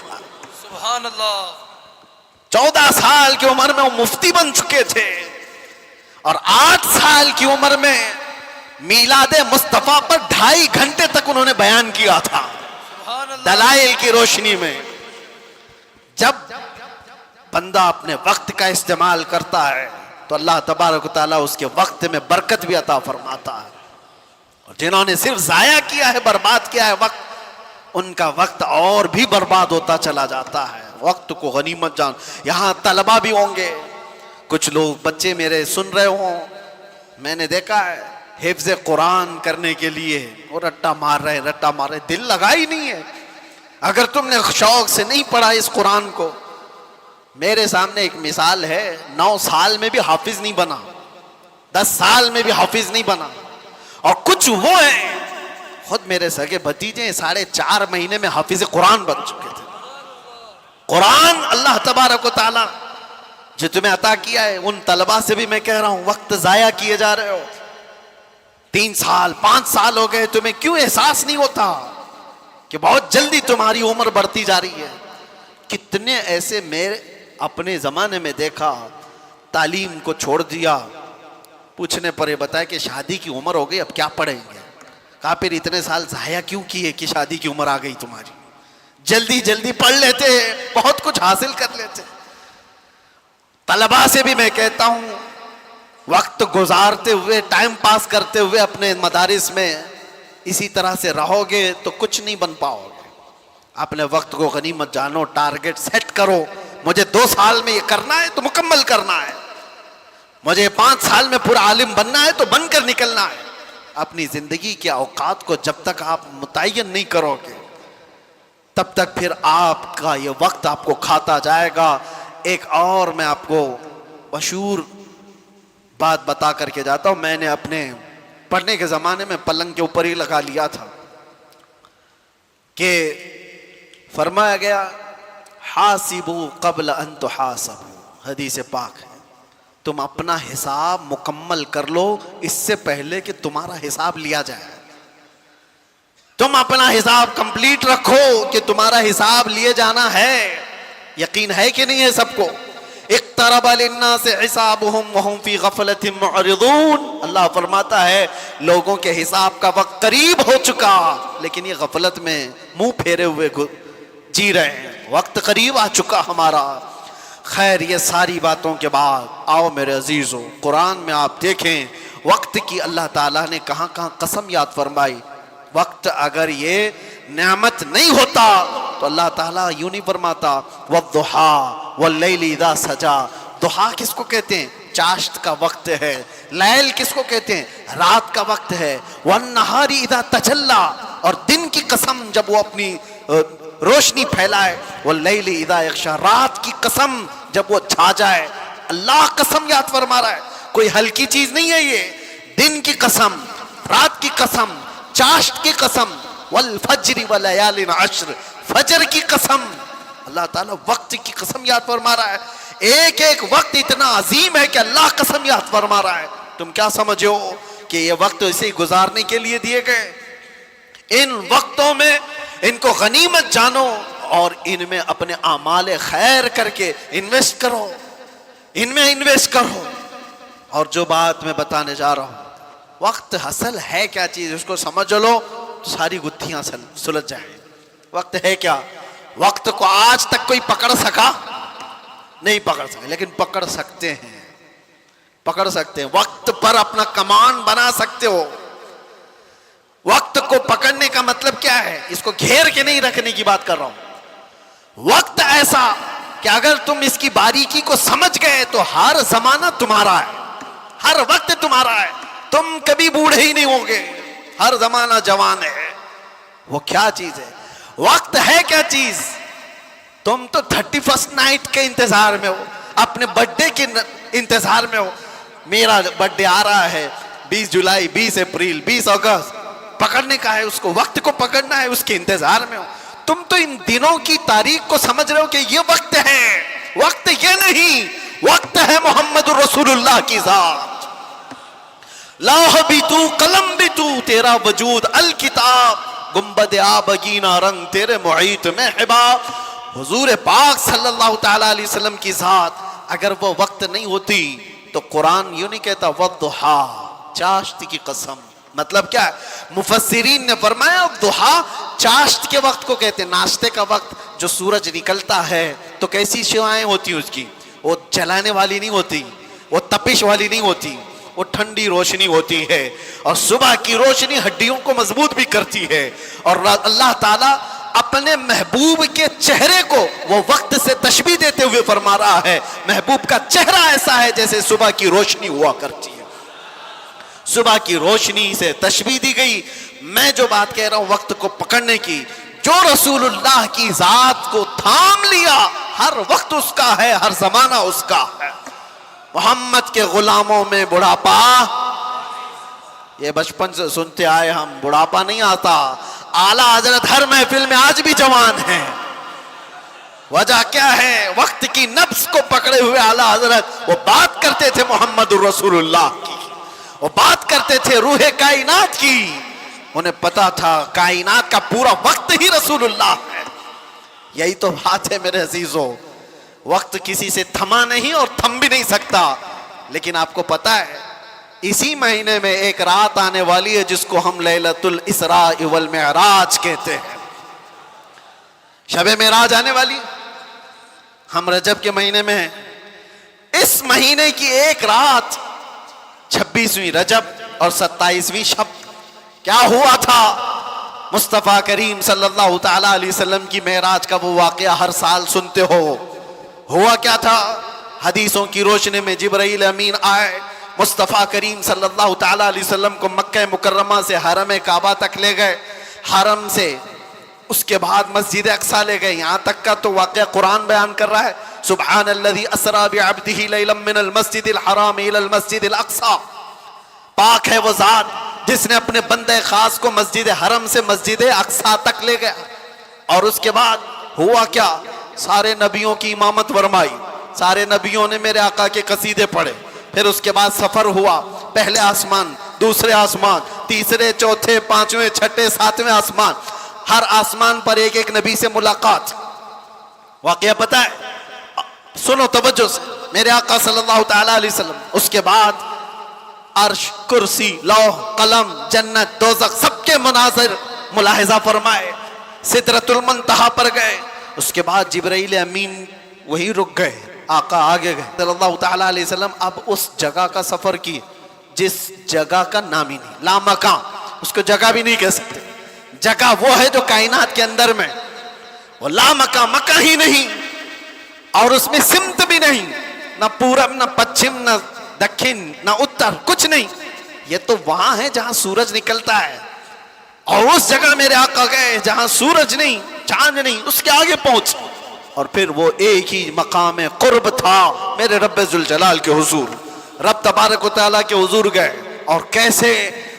کعبہ قوسین او ادنا, 2 کمانوں سے بھی کم کا فاصلہ رہ گیا تھا. میرے آقا اتنے قریب گئے. اللہ کریم نے اپنے قرب میں, اپنے جلووں میں جتنا وقت چاہا حضور پاک صلی اللہ علیہ وسلم کو شرف ملاقات عطا کیا. بعد میں پھر حضور آئے. بیان کرنے میں اتنا وقت لگ رہا ہے, معراج کا پورا واقعہ بھی نہیں, سمری بیان کر رہا ہوں, خلاصہ. اور حضور رب تعالیٰ کے حضور سے تحفہ بھی لے کر کے آئے, پتہ ہے 50 نمازوں کا. موسیٰ علیہ السلام ملے, کہا 50 آپ کی امت نہیں پڑھ پائے گی, کم کرا لائیں. گئے اللہ کی بارگاہ میں, 5 کم کرائے, پھر آئے, پھر 5 کم کرائے, پھر آئے, پھر 5 کم کرائے. 9 بار بار بار بارگاہ رب العزت میں جاتے رہے, آتے رہے. آخر میں 5 رہ گئی, پھر آئے. سوچو یہ بیان کرنے میں اتنا وقت لگ گیا, صرف چھوٹا سا سمری اور خلاصہ. لیکن حقیقت اس واقعے کی یہ ہے, تا عرش گئے پھر آئے محمد. کیسے؟ حضور عرش بھی گئے, واپس بھی آ گئے. لیکن شاعر کہتا ہے زنجیر بھی ہلتی رہی, بستر بھی رہا گرم, تا عرش گئے پھر آئے محمد صلی اللہ علیہ وسلم. جس کمرے میں آپ آرام کر رہے تھے, دروازے کی کڑی, اگر دروازہ کھول کر کے آدمی جائے تو کڑی کتنی دیر تک ہلتی رہے گی؟ روایتوں میں یہ ملتا ہے دروازے کی جو زنجیر ہے, میاں آپ دروازہ بند کر کے گئے تو کڑی ہلتی ہے تھوڑی دیر تک کے لیے. حضور جب معراج کا پورا سفر طے کر کے آئے تھے تو دروازے کی کڑی ابھی ہل رہی تھی, اور بستر پر آدمی سو کر کے اٹھے تو وہ بستر کتنی دیر تک گرم رہے گا؟ Minute, 1.5 minute. لیکن حضور جب معراج سے واپس آئے تو بستر ابھی بھی گرم تھا. یہ نہیں کہا گیا کہ سورج ابھی نہیں طلوع ہوا تھا, یہ نہیں کہا گیا کہ رات پوری نہیں گزری تھی, بلکہ یہ کہا جا رہا ہے ارے زنجیر بھی ہل رہی تھی اور بستر بھی رہا گرم, تا عرش گئے پھر آئے محمد صلی اللہ علیہ وسلم. اب یہاں پر عقل کے گھوڑے دوڑانے والے ایتھیسٹ آتے ہیں اور کہتے ہیں ایسا کیسے ہو سکتا ہے, ایسا کیسے ہو سکتا ہے. ان کا جواب ہم پھر کبھی دیں گے. یہ ہماری پاک محفل ہے, بارگاہ مصطفیٰ کا ذکر ہے, تو ظاہر سی بات ہے یہ عاشقوں کی محفل ہے. جب پاکھنڈیوں کی ہوگی تب ان کو جواب دیں گے. تم سائنس کے وجود پر یقین اور ایمان رکھنے والے لوگ, پہلے تو تم یہ بھی نہیں مانتے تھے کہ بندہ ایک جگہ سے 2000 کلومیٹر کا سفر 1 گھنٹے میں کر سکتا ہے. آپ کہتے ہیں ایسا کیسے ہو سکتا ہے؟ آج تو مانتے ہو راکٹ سے کر سکتے ہیں, پلین سے کر سکتے ہیں. ارے آج تو ناقابل یقین ترقیاں چین اور جاپان کر چکے ہیں, وہاں تو ٹرینیں ہی پلین کی رفتار پکڑ چکی ہیں. آج تو ایسی ایسی ترقیاں ہیں کہ آدمی پوری دنیا کو 1 سیکنڈ میں دیکھ رہا ہے, ادھر سے ادھر بہت کچھ ہوتا جائے گا. ان سب پر ان کو یقین ہے, ان سب پر یقین ہے. لیکن جو بات میرے مصطفیٰ کریم صلی اللہ علیہ وسلم کی جا رہی ہے اس پر یقین نہیں ہوتا. ان کو جواب عقل سے دینا ہوتا ہے, اس لیے یہ محفل الگ ہے, عقل سے دیں گے. آج میں آپ سے کہتا ہوں یہ ساری باتیں اگر تمہارے ذہن میں آتی ہیں کہ ایسا کیسے ہو سکتا ہے, اتنے شارٹ ٹائم پر یہ سارا وقت کیسے مینیج ہو سکتا ہے. بعض لوگ اس کو ٹائم ٹریول بھی کہتے ہیں, یعنی وقت کو گھیر دینا اور بہت کچھ کام ہو جانا. اللہ تبارک و تعالی وقت کا مالک ہے, وہ جس کے لیے چاہے وقت کو پھیلا دے اور جس کے لیے چاہے سمیٹ دے. اور اب میں جو بات بتانے جا رہا ہوں, میں نے کیا کہا تھا؟ وقت رسول اللہ کی ذات. میں نے یہ جملہ کہا, سنیے, معراج کا یہ سارا سفر ایک چھوٹی سی مثال میں دے دوں. ایک چھوٹی سی مثال میں, گھڑی لگی ہے سامنے, لگی ہے 12:30 بج رہے, ہم 25 سے ابھی 26 میں آ گئے. گھڑی چلتی ہے, اس کے اندر بیٹری ہوتی ہے, پتا ہے نا, سیل لگے ہوتے ہیں, بیٹری لگی ہے, وہ کانٹے چل رہے ہیں. باقی اس گھڑی کا تھوڑی نا کمال ہے. اس گھڑی سے ابھی 12:30 بج رہے ہیں, کوئی اتار کر کے میرے پاس دے دے, میں اس کی بیٹری نکال لوں اور اپنے پاس رکھ لوں. اس میں 12:30 سے 1 منٹ بھی آگے جائے گا, گھڑی وہیں رکے گی. ٹھیک ہے, میں اس بیٹری کو 1 گھنٹہ 2 گھنٹہ 4 گھنٹہ 6 گھنٹہ اپنے پاس رکھوں. 6 گھنٹے کے بعد میں نے واپس اس گھڑی میں بیٹری ڈال دی. گھڑی کیا 6 گھنٹے آگے سے چلے گی یا جہاں رکی تھی وہیں سے چلے گی؟ 12:30 جہاں بجے تھے وہیں سے چلے گی. ایک چھوٹی سی مثال ہے. میرے عزیزو, تم کیا سمجھتے ہو؟ مصطفیٰ کی ذات روح کائنات ہے, جانے کائنات ہے. مصطفیٰ کی ذات جانے کائنات ہے, روح کائنات ہے. معراج کی شب رب تعالیٰ نے روح کائنات کی جان کو اپنے پاس بلایا تھا. اب پتہ نہیں 100 سال رکھا, 200 سال رکھا, 500 سال رکھا, پتہ نہیں ہزاروں سال رکھا, لیکن جان کو جب واپس کائنات میں بھیجا تو وقت جہاں تھما تھا وہیں سے چل پڑا. نعرہ تکبیر, نعرہ رسالت, جشن عید میلاد النبی, لبیک یا رسول اللہ, اسی لیے میں نے کہا وقت رسول اللہ کی ذات ہے، وہ اگر تھم گئے تو کائنات تھم گئی، وہ اگر آ گئے تو کائنات چل پڑی۔ اسی کو ہمارا امام اپنے اشعار میں یوں گنگناتے ہوئے کہتا ہے، وہ جو نہ تھے تو اور وہ جو نہ ہو تو، جان ہے وہ جہان کی، جان ہے وہ جہان کی، جان ہے وہ جہان کی، اور جان ہے تو جہان ہے، جان ہے تو ہاں، اگر وہ نہ ہو تو پھر کچھ نہ ہو۔ اس لیے میرے عزیزو، وہ ذات اقدس کائنات کا وقت ہے۔ اسی لیے ہم نے دیکھا جو رسول اللہ کو تھام لیا وہ پورے وقت کا بادشاہ ہو گیا۔ ہر وقت اس کا ہے، ہر وقت اس کا ہے۔ ہم تو بہت چھوٹے لوگ ہیں، بہت چھوٹے لوگ ہیں۔ میں اپنے زمانے کے جتنے مشائخ اور علماء ہیں ان کے طلبوں کی گرد کے برابر نہیں ہوں، لیکن میں نے اپنی زندگی میں تجربہ کر کے دیکھا، دنیا مجھے پہچانتی ہے تو میرے مصطفیٰ کے قدموں کی نوکری کی صدقے، ناموں سے رسالت کی بات پر، حضور کی عزت پر۔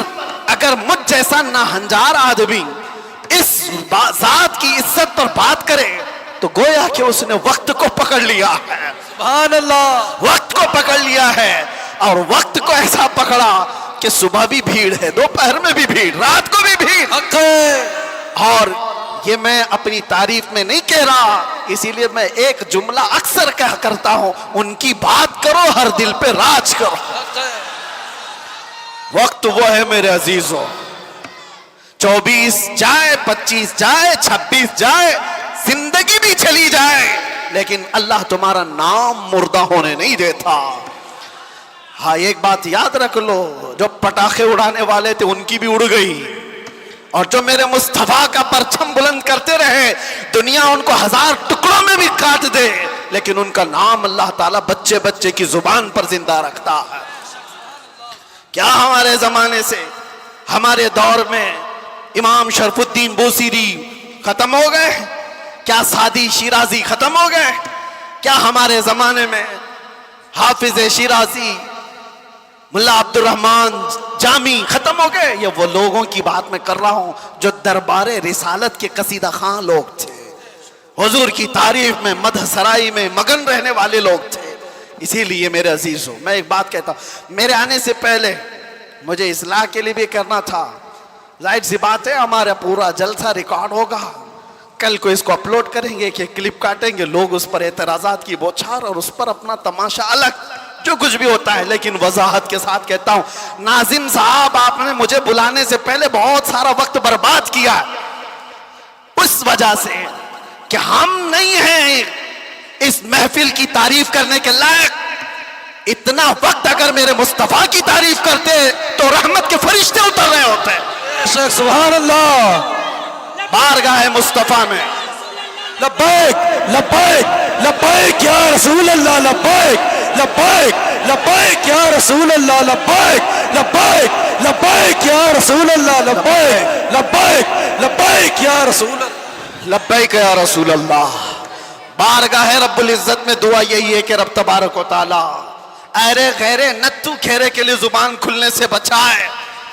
اعلیٰ حضرت کے پاس نان پارا کے رہنے والے صاحب آئے تھے اور یہ کہتے ہوئے کہ ہمارے نان پارا کے جو نواب صاحب ہیں ان کی شان میں جب کوئی شاعر شعر پڑھتا ہے تو خوب نذرانے دیتے ہیں۔ شاعر لوگوں کا حال یہی ہے، اور قرآن نے ان کو کہا ہے وَالشُّعَرَاءُ يَتَّبِعُهُمُ الْغَاوُونَ، اکثر شاعر تو گمراہی کی وادی میں گر جاتے ہیں، اکثر شاعر۔ لیکن بارگاہ مصطفیٰ کے شاعروں کی بات نہیں ہے، یہ دنیا کی مدح سرائی۔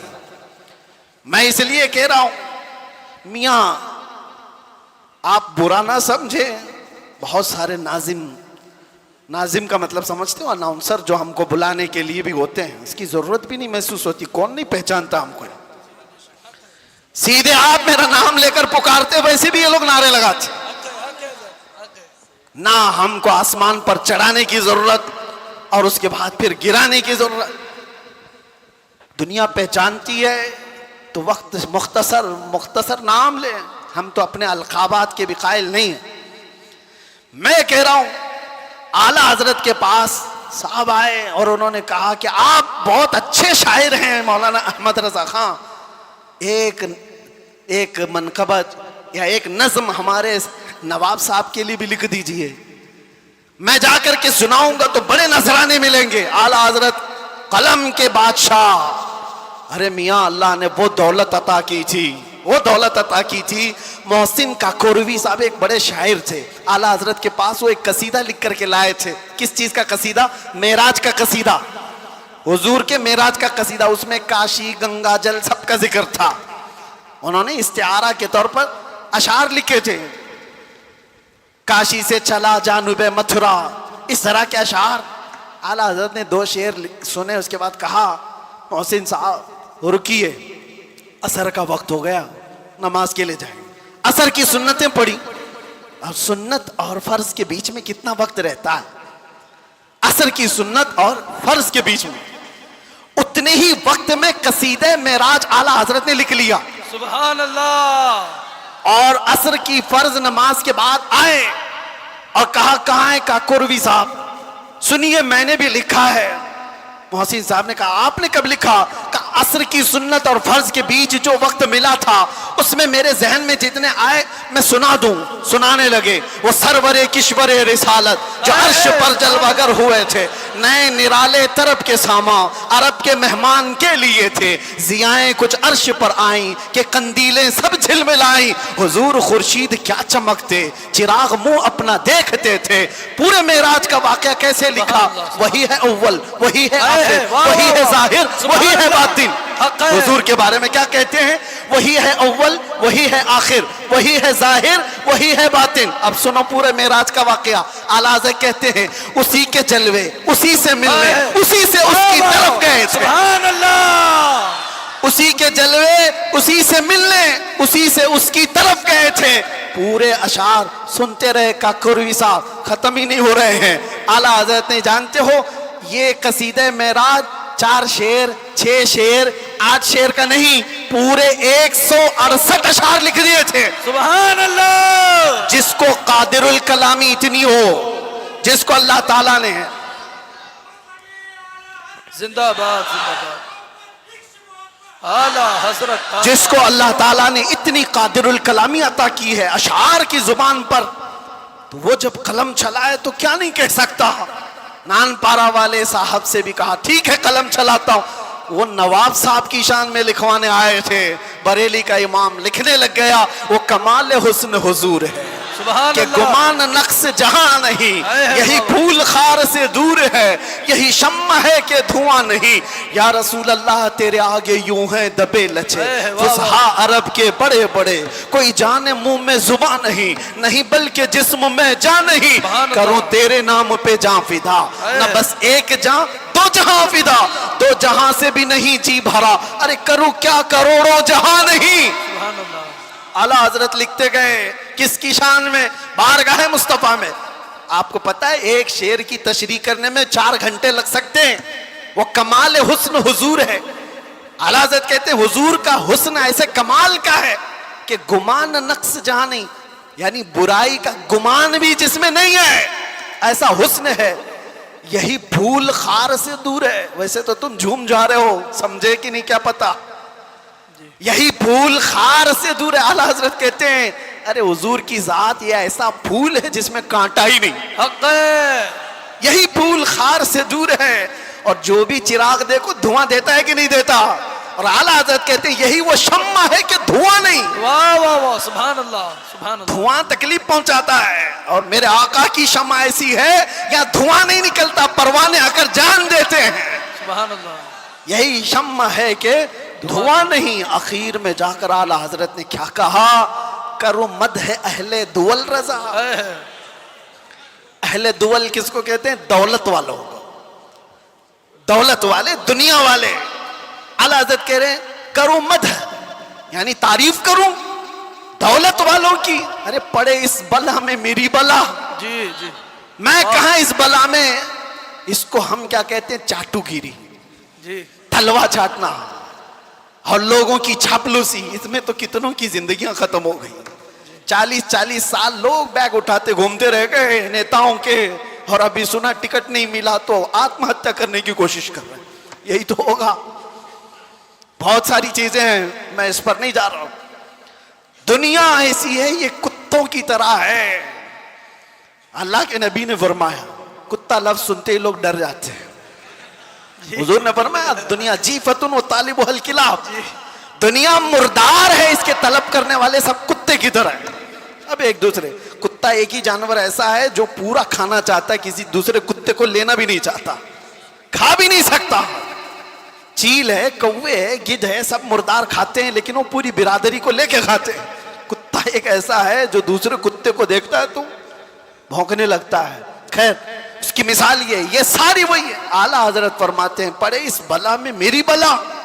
آخر میں جو دام بہت بڑا وزن کا شعر ہے, فرماتے ہیں میں گدا ہوں اپنے کریم کا, اے واہ واہ واہ سبحان اللہ. میں گدا ہوں اپنے کریم کا. میرا دین پارے نان نہیں, نان پارا کو بدل کر پارے نان کر دیا. جی جی جی نان پارا تو گاؤں کا نام ہے, جی یو پی میں ہے نا, بہرائچ کے بعد نان پارا. اور پارے نان فارسی میں روٹی کے ٹکڑے کو کہتے ہیں. اعلیٰ حضرت کہتے ہیں میرا دین روٹی کا ٹکڑا نہیں ہے, پیسے کے لیے نہیں لکھتا, مال کے لیے نہیں لکھتا, جو کہتا ہوں میرے مصطفیٰ کی رضا کے لیے کرتا. بے شک. اور اعلیٰ حضرت نے کیا فرمایا ہے میرے عزیزو, جان, دل, ہوش, خرد, یہ چار چیزیں. جان ہے, دل ہے, ہوش ہے, عقل ہے, سب تو مدینے پہنچے. ارے تم نہیں چلتے رضا, سارا تو سامان گیا. سبحان اللہ. ہمیں اے رضا کوئی, یہ اعلیٰ حضرت اپنی حمد کے شعر میں کہتے ہیں وہی رب ہے جس نے تجھ کو ہمتن کا ہمتن گرم بنایا. اعلیٰ حضرت والے کتنے ہیں ماشاءاللہ. سبحان اللہ. اس زمانے میں آپ اعلیٰ حضرت کے اشعار کو سنتے ہیں اور یاد رکھتے ہیں تو میرے عزیزو تمہاری سنیت کہیں نہیں جانے والی, حق ہے. سبحان اللہ. کہیں نہیں جائے گی انشاءاللہ, کیونکہ اعلیٰ حضرت کے اشعار تعویذ کا کام کرتے ہیں. جی ہاں, سنیت کی حفاظت ہے, سنیت کی حفاظت ہے. اعلیٰ حضرت کیا فرماتے ہیں, میں تو وہ عقیدے کے متعلق جو اشعار ہے وہ پڑھا نہیں, صرف یہ کہہ رہا ہوں, وہ اپنے دل کا حال بتاتے ہیں. کہتے ہیں ارے اے خدا کے بندو, کوئی میرے دل کو ڈھونڈو, ابھی پاس تھا یہی تو ابھی کیا ہوا خدایا. حضور تاج الشریعہ رحمۃ اللہ تعالیٰ علیہ مرشد گرامی نے اس کی تشریح میں مجھ سے کہا تھا کہ وقت کا جو قطب الارشاد ہوتا ہے, ولیوں میں ایک مقام ہے قطب الارشاد, اس کا معاملہ یہ ہوتا ہے کہ وہ اپنے زمانے کے اولیاء کو جو حکم دے وہ سارے اولیاء کو ماننا پڑتا ہے. اور اعلیٰ حضرت کا مقام قطب الارشاد کا تھا, اپنے زمانے کے جتنے قطب ہیں ان کا سردار, ان اولیاء کا لیڈر, جو حکم دے وہ سارے لوگ کریں گے. تو اعلیٰ حضرت نے ایک بار حکم کیا دیا تھا پتہ ہے, زمانے کے سارے اولیاء کو کہا میرا دل ڈھونڈ کے لاؤ. واہ واہ واہ واہ سبحان. ارے خدا کے بندو, کوئی میرا دل ڈھونڈو تو ڈھونڈو, ابھی پاس تھا یہی تو ابھی کیا ہوا خدایا. وہ دل نہیں ہے جو گوشت کا لوتھڑا ہے, دل کچھ اور ہے جس کو اعلیٰ حضرت کہتے ہیں دل ہے وہ دل جو تیری یاد سے معمور رہا, سبحان اللہ. سر ہے وہ سر جو تیرے نام پہ قربان گیا, وہ دل ہے. اعلیٰ حضرت کہتے ہیں دل ڈھونڈ کے لاؤ, کہاں ہے, ابھی پاس تھا یہی تو ابھی کیا ہوا خدایا. نہ کوئی گیا نہ آیا, تجھے حمد ہے خدایا. سارے اولیاء ڈھونڈنے پہ لگ گئے, سارے اقطاب جمع ہو گئے, امام وقت کا دل ڈھونڈو, ڈھونڈ لیا انہوں نے, اور واپس آئے بارگاہ اعلیٰ حضرت میں کہا. اس کو بھی اعلیٰ حضرت نے شعر میں کہا. انہوں نے کیا کہا جواب میں, ہمیں اے رضا تیرے دل کا پتہ چلا بمشکل, سبحان اللہ. ہمیں اے رضا تیرے دل کا پتہ چلا بمشکل. ارے در روزہ کے مقابل وہ ہمیں نظر تو آیا, سبحان اللہ. ادھر ادھر نہیں. نعرہ تکبیر, نعرہ رسالت, علماء اہل سنت, عشق محبت, عشق محبت, پیار محبت, پیار محبت. نعرہ تکبیر, نعرہ رسالت. سبحان اللہ. ہمیں اے رضا تیرے دل کا پتہ چلا بمشکل, در روزہ کے مقابل وہ ہمیں نظر تو آیا. پھر وہ اولیاء یہ بھی کہتے ہیں یہ نہ پوچھ کیسے پایا تجھے حمد ہے خدایا، دل جس کا وہاں لگ گیا اور جس نے تھام لیا ہے دربار رسالت کی اس چوکٹ کو، تو پھر دیکھو وقت کا کیسا بادشاہ ہے۔ زمانہ بیتتا چلا گیا، وقت گزرتا چلا گیا، اعلیٰ حضرت کو دنیا سے گئے 100 سال کا عرصہ ہو گیا۔ جانتے ہیں آپ 1921 میں آپ کی وفات ہوئی، اب 2025 آ گئے، 4 سال ہو گئے، لگتا نہیں ہے ہم نے نہیں دیکھا، ہمارے باپ نے نہیں دیکھا، ہو سکتا ہے تیسری پیڑھی میں جا کر لوگوں نے دیکھا ہو، لیکن مجموع میں ایسا زندہ ہے جیسے آج کا جوان بھی زندہ نہیں۔ بے شک کیوں؟ وقت کو تھامی ہوئی ذات ہے، وقت وہ ہے جو رسول اللہ کے ساتھ ان کے دامن کے ساتھ وابستہ ہو گیا۔ اسی لیے میرے عزیزوں میں نے شروع میں ایک بڑا جملہ کہا تھا، وقت پر کمانڈ حاصل کر سکتے ہو، کنٹرول کر سکتے ہو، کیسے؟ صرف ایک ہی ذریعے سے، انہیں جانا، انہیں مانا، نہ رکھا غیر سے کام، للہ الحمد میں دنیا سے مسلمان گیا۔ یاد رکھو حضور کو جو جانا اور جو مانا وہ دنیا کے وقت پر کمانڈ حاصل کر چکا ہے، وہ وقت کی نبض کو پکڑ چکا ہے۔ ارے وقت ہی نہیں، چیزوں پر بھی وہ کمانڈ حاصل کر چکا ہے۔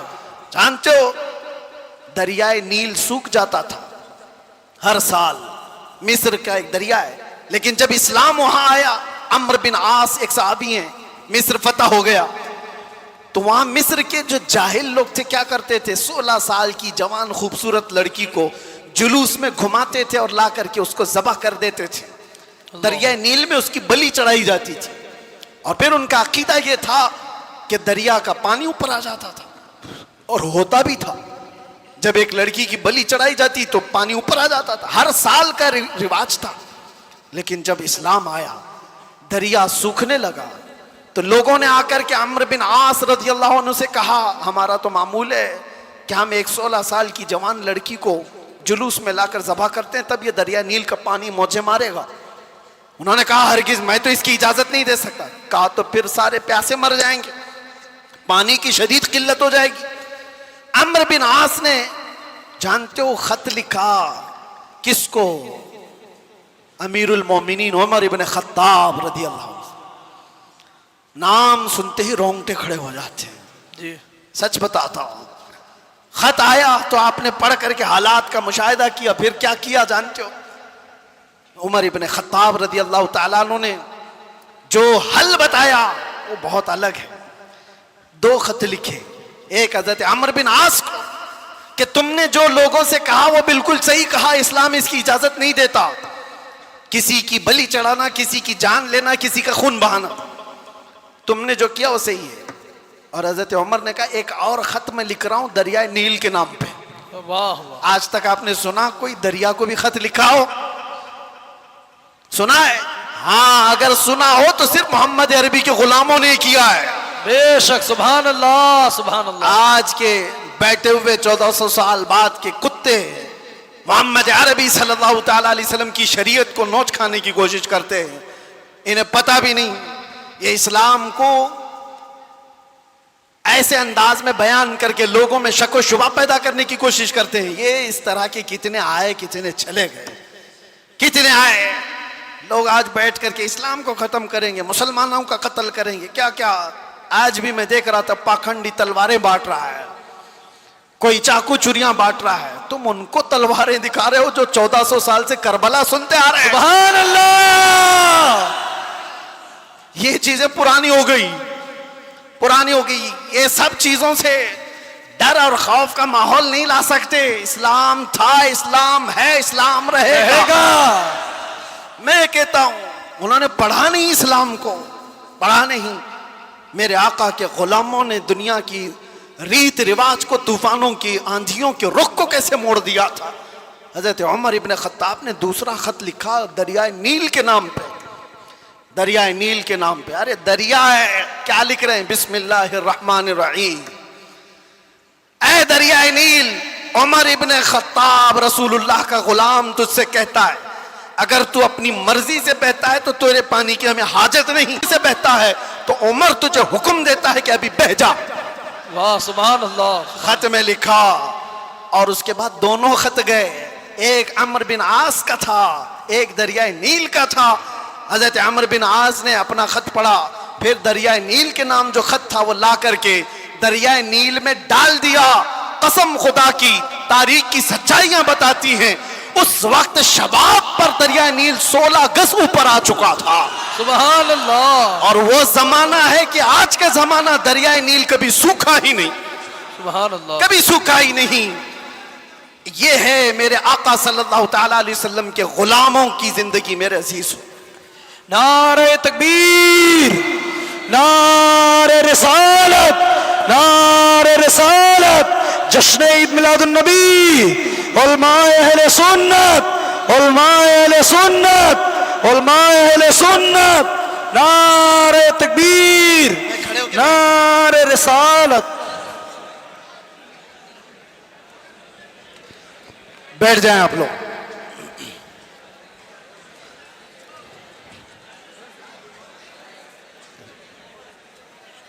ہو گئے بس۔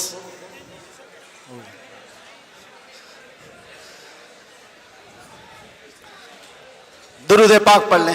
اللہم صلی علی سیدنا محمد وآلہ واصحابہ وبارک وسلم، صلاۃ و سلام علیک یا رسول اللہ صلی اللہ تعالی علیہ وسلم۔ ایک مثال دے دیتا ہوں، گفتگو ختم کرتا ہوں۔ ابھی میں نے بتایا نا، میری تقریر میں ہی بتایا، تیمم کا مسئلہ بتایا نا، پانی آ گیا تو تیمم ختم۔ ہم تیمم میں پانی آ چکا ہے۔ میرے عزیزوں، ایک چیز جو میں دیکھ رہا ہوں کافی دیر سے، مسجد کی جتنی وسعت ہے، آپ بیٹھے ہوئے ہیں، جو کھڑے ہیں شاید ان کو اندازہ نہیں، 1.5 گھنٹے سے وہ کھڑے ہیں، 1.5 گھنٹے سے، ادھر والے بھی ادھر والے بھی تقریباً۔ میں بولتا جا رہا ہوں، میں بھی کھڑا ہوں، اور جو کھڑے ہیں ان میں سے ایک ایک سے بھی میں پوچھتا ہوں کہ تمہیں وقت کے گزرنے کا اندازہ ہوا؟ 1.5 گھنٹہ گزر گیا، اس لیے کہ یہاں بات رسول اللہ کی چل رہی ہے، بات عزت مصطفیٰ کی ہے۔ وقت کی جب بات کی جا رہی ہے تو وقت کا اندازہ نہیں ہوتا۔ میں کس کی بات کر رہا ہوں؟ وقت کی بات۔ وقت کون ہے؟ رسول اللہ کی ذات، اور اسی کو قرآن کہتا ہے والضحیٰ، کبھی واللیل اور کبھی والعصر۔ جہاں وقت کی قسم یاد کی گئی ہے، مفسرین فرماتے ہیں اس سے مراد ذات رسول ہے، رسول اللہ کی ذات ہے۔ اور میرے آقا صلی اللہ تعالیٰ علیہ وسلم کی ذات کو جس نے تھام لیا، اس نے وقت کو پکڑ لیا ہے، وقت کو پکڑ لیا ہے۔ ہر وقت تمہارا ہے۔ اور ایک بات یہ بھی، جو حضور کی غلامی میں آیا اس نے وقت کو ایسا پکڑا ہے کہ بڑھاپا کبھی نہیں آتا اس کا، وہ ہر زمانے کا جوان ہے، ہر زمانے کا جوان ہے۔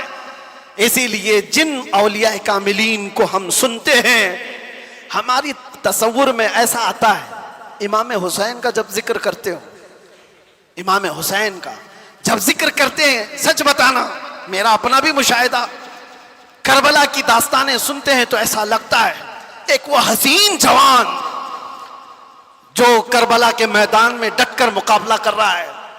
پورا تصور تو یہی رہتا ہے کربلا کا واقعہ سننے کے وقت، لیکن پڑھنے کے بعد پتہ چلتا ہے کہ ان کی عمر تو 56 سال کی تھی۔ غوث پاک کا تذکرہ آتا ہے تو شکل و شباب تصور میں ایسی آتی ہے کسی حسین جوان کی، غریب نواز کا تذکرہ آتا ہے تو کسی حسین جوان کی۔ اس لیے میرے عزیزوں کہ یہ رسول اللہ کی ذات سے ایسے وابستہ لوگ ہیں کہ وہ ہر زمانے کے جوان ہیں، ہر زمانے کے جوان ہیں۔ اور دوسری بات، ایک تو ہر زمانے کا جوان ہے اور اس کا ذکر کبھی پرانا بھی نہیں ہوتا، کبھی پرانا نہیں ہوتا۔ آپ برسوں سے مسجدوں میں آ رہے ہیں، ابھی میں اگر آپ کے سامنے پڑھوں مصطفیٰ جان رحمت پہ لاکھوں سلام، شمع بزم ہدایت پہ، آج بھی پڑھے جاتے ہیں، ہم نے ہزاروں بار سنا ہوگا، لیکن یہ سلام کبھی پرانا نہیں لگتا، کبھی پرانا۔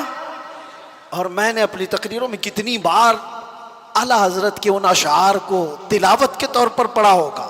اعلیٰ حضرت فرماتے ہیں بجھ گئی جس کے آگے سبھی مشالیں، شمع وہ لے کر آیا سارے اچھوں میں اچھا، سمجھیے جسے ہے اس اچھے سے اچھا، سارے اونچوں میں اونچا سمجھیے جسے ہے اس اونچے سے اونچا. ارے کون دیتا ہے دینے کو منہ چاہیے, دینے والا ہے سچا. یہ وہ اشعار ہیں ہم بار بار پڑھتے ہیں. مزہ تمہیں کیوں آ رہا ہے؟ دنیا گانے سنتی ہے جب تک اس کا زمانہ ہوتا ہے. زمانہ پرانا ہو جائے تو نئے گانوں کی دھن تلاش کرتی ہے دنیا. لیکن بارگاہ مصطفیٰ کی مدح سرائی ایسی ہے, ابھی میں اگر کہوں وَأَحْسَنُ مِنْكَ لَمْ تَرَ قَطُّ عَيْنِي وَأَجْمَلُ مِنْكَ لَمْ تَلِدِ النِّسَاءُ خُلِقْتَ مُبَرَّأً مِنْ كُلِّ عَيْبٍ كَأَنَّكَ قَدْ خُلِقْتَ كَمَا تَشَاءُ. عربی کے اشعار ہیں. کس نے کہا تھا؟ حسان بن ثابت نے. کب کہا تھا؟ 1400 سال پہلے. کیا کہا تھا؟ یا رسول اللہ آپ سے زیادہ حسن والا میری آنکھوں نے دیکھا ہی نہیں. سبحان اللہ. دیکھا نہیں, ہو سکتا ہے کہیں ہوگا, تم نے نہیں دیکھا. سوال یہ ہے نا, تم نے نہیں دیکھا ہوگا, کہیں اور ہوگا. دوسرے شعر میں حسان بن ثابت نے کہا وَأَجْمَلُ مِنْكَ لَمْ تَلِدِ النِّسَاءُ. ایسا نہیں کہ میں نے نہیں دیکھا, آپ سے زیادہ حسن والا کسی ماں نے جنا ہی نہیں. سبحان اللہ. یہ اشعار پرانے لگتے ہیں, بار بار پڑھے جاتے ہیں. بلغ العلا بکمالہ کشف الدجا بجمالہ حسنت جمیع خصالہ صلو علیہ. جو مدح سرائی کیا میرے آقا کی, اس نے وقت کی نبض کو پکڑا ہے, وقت کو تھام لیا ہے, اور وقت ہر زمانے کا اس کا ہے, اس کا وقت ہے. اگر کوئی ہم سے آ کر کے پوچھے غریب نواز کا کون سا وقت تھا, ہم کہیں گے نادان 800 سال پہلے نہیں, ابھی ان کا ہی وقت ہے. سبحان اللہ. ہے یا نہیں؟ آج بھی ان کا ہی وقت ہے.